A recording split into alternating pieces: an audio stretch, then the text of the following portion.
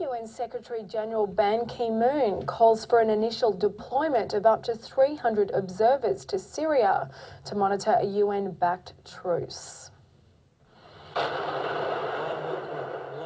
Amateur video out of Syria shows ongoing shelling in Home. The video, which could not be independently verified by Reuters, comes amid reports that 22 people were killed in Syria Wednesday.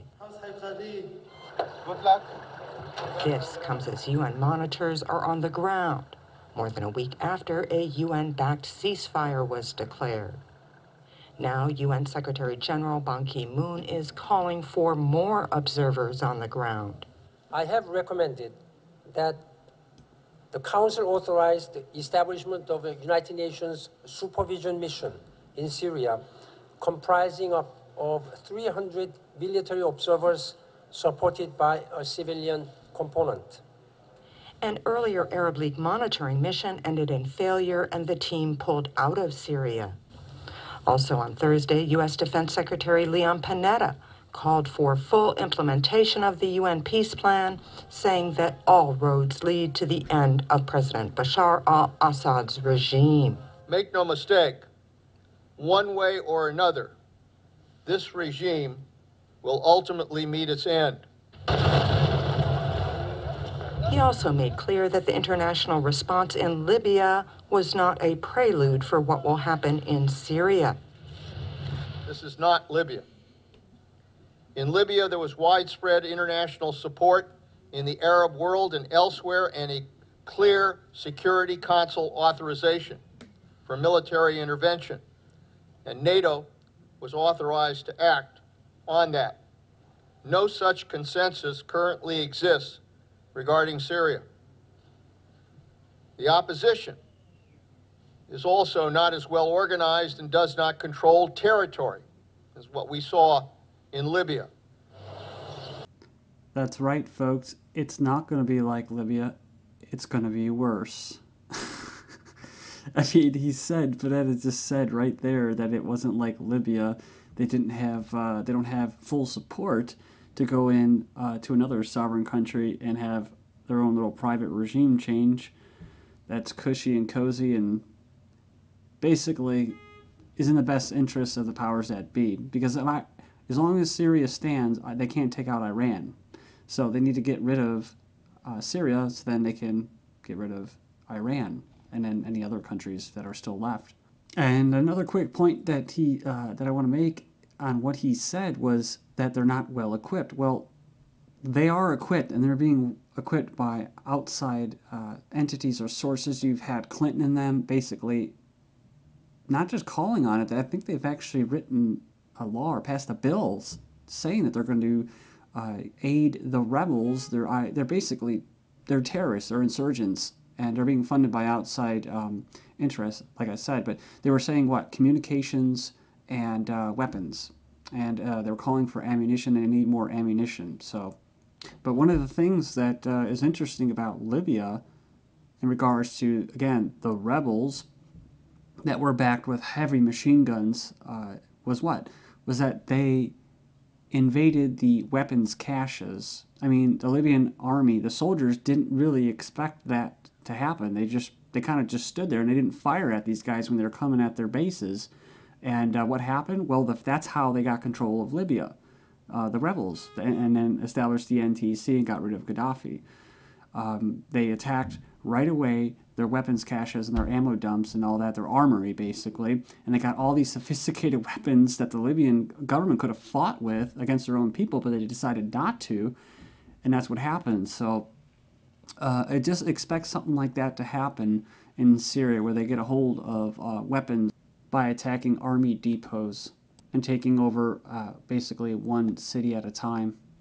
So China even is saying that they're going to consider sending observers to Syria. It says here, China said on Thursday it would consider sending observers to monitor a week-old truce in Syria that has so far failed to put an end to the year of bloodshed. China is seriously studying the idea, the foreign minister said. So, yeah, and it says here, basically 300 unarmed observers. So I wonder if they're going to be armed with non-lethal weapons.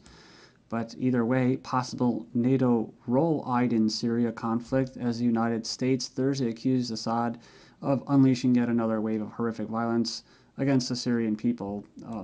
I'm not going to go into, you know what I'm going to say. Despite a week-old ceasefire, Hillary Clinton, some people call her Hitlery Clinton, pointed to the possibility of NATO involvement.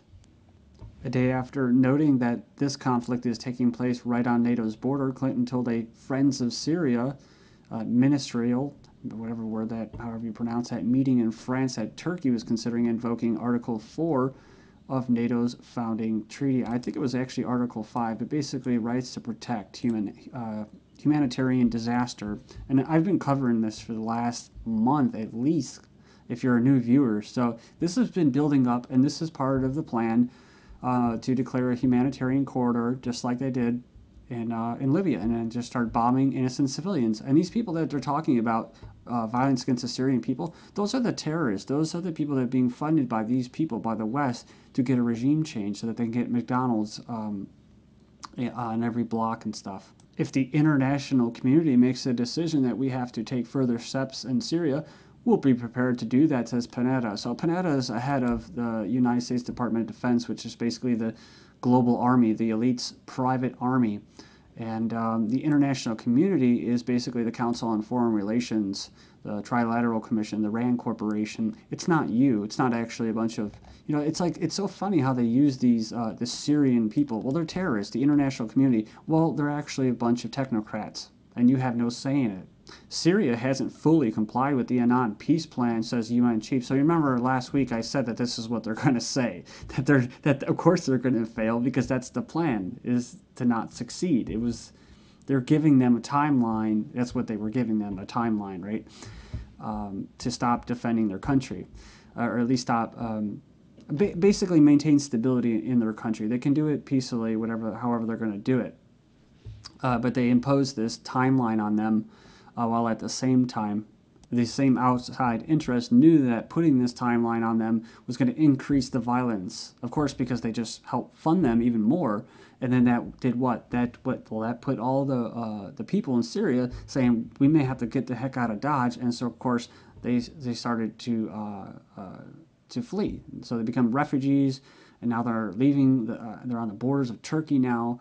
And now Turkey, like I said before, they have their little FEMA camps set up, and they got Angela Jolie. They're gonna wheel out on a little dolly, and she's gonna say, "Oh, cry for the children." So Sarkozy calls for humanitarian corridors as Friends of Syria meet. So it's really the enemies of Syria, and it says here that French President, the National Socialist Sarkozy, remember, on Thursday renewed his calls for the establishment of a humanitarian corridor in Syria as Western and Arab foreign ministers met in Paris to discuss continuing violations.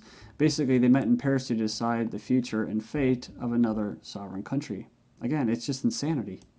All right, so this is going to be kind of hard to digest, but Syrian President al-Assad, wants to wipe Homs off the map like Gaddafi wanted to wipe Benghazi off the map. So, again, that's kind of interesting because most of the terrorists that came in, even from outside countries, Al-Qaeda was heading up these quote peaceful people in Libya. They were Al-Qaeda, a lot of them, and they were coming in from outside countries, and they were fighting soldiers in the United States, and then the United States is going to fund their enemy to come in to Libya, and they came in mostly from the East Coast, the Northeast, and that's why they needed to try to secure Benghazi. So it's the same thing. Terrorists have basically taken over Homs, so they're trying to get hold of Homs. But this is just typical Hegelian dialect, where they manipulate the environment to get a desired result, and they're using people basically as pawns. I mean, literally, you can see it right here, guys, that they're using these people as pawns, because what are they going to do? They're not going to stay in there. If you just start creating all this violence in what was a semi-peaceful city, after a while, the people are just not going to be able to take it, and they're going to leave. And some people that are loyal and they're going to stay there, they're going to get killed, and then they're going to have the media come in and show this, and they're going to say, oh, well, we better, we gotta do the humane thing and declare a humanitarian corridor, and then they're going to start bombing those same people. that they were trying to sit along the side and use them as pawns. It's a very sick game. Sorry I went off on it too much, but India tests nuke-capable missile able to hit China. So all this crap about North Korea firing off their missiles, right? And this one kind of slipped under the radar. Why? Well, because it's backed by Britain and the United States and Israel. That's why you didn't hear any beef about it. You didn't hear any beef about Israel having, what is it, the top 5 biggest nuclear stockpile in the world, and didn't sign on to the nuclear proliferation treaty. Sorry, say that a bunch of times real fast. South Korea deploys 3C missile for strikes within North Korea territory. Oh, so they say here they deployed a long-range cruise missile that puts nuclear and missile sites in the entire North Korean territory within striking distance. Of course, again, you didn't hear anything about this because they're backed by the West. That's right, they're always doing training exercises in that. The U.S. Navy. It says here, new U.S. stealth warship could deploy in Asia, says Navy. And they go on there to say the reason for it is because the Obama regime says it's for the Asia-Pacific strategy, which basically is to consolidate global wealth into these trading blocks. So you have the European Union, they're done with that, and now they're working on the Asian bloc. So next up we have Japan flexing its military muscle. It says although Japan's constitution forbids offensive military operations, they've been quietly building one of the most capable armed forces in the world. Their budget is among the 6th largest in the world. Now Japan's Maritime Self-Defense Force has established its first overseas military base since World War II in the name of, fighting piracy. So maybe they're catching on with all the other countries in this big scam they call piracy. It says here the easing of the ban allows Japanese defense contractors to get access to cutting-edge weapons technology from other countries. And it says here during the British Prime Minister's visit to Tokyo last week, it inked a deal with Britain on jointly developing and building defense equipment. Then we have Russian bombers exercise near Japan border. I think the Russians are getting a little concerned about it. It said on Monday began a 5-day aerial exercise in the country's maritime territory near the Japanese border in which some 40 strategic bombers are taking part, the defense ministry said. Said in February when Russian aircraft were around the area, it said they flew close to Japanese territory without intruding into its airspace. However, they were shadowed by Japanese Air Self-Defense Force F-15 and F-16 fighter aircraft, the report said. China and Russia plan a naval exercise in the Yellow Sea. And then we have Taiwan. They're testing a China invasion scenario. But China claims sovereignty over Taiwan, which has governed itself since 1949. Well, not really. They're just backed by the West. That's why they're still able to do what they're doing. Because China just basically does whatever people like Kissinger and them tell them to do. North Korean rocket fails moments after liftoff. So a little bit of espionage. Somebody didn't want that rocket to go off. North Korea tests Super-EMP nuke, and they got helped by the Russians when they did that. Iranian scientists were present at that launch for North Korea, but it makes me wonder if Russia, now that they're deploying and exercising their Japan, from what I just heard recently, I can't back this up with anything, but North Korea is actually a template or a project or a, how could you say, a test, an experiment of mind control. And if that's true, Japan and North Korea are kind of semi-allies, then it would make sense that if Russia's, not cozy with Japan, I don't think they've ever really been, that the Russians would actually go in there to North Korea, which they do have the access to, and sabotage it.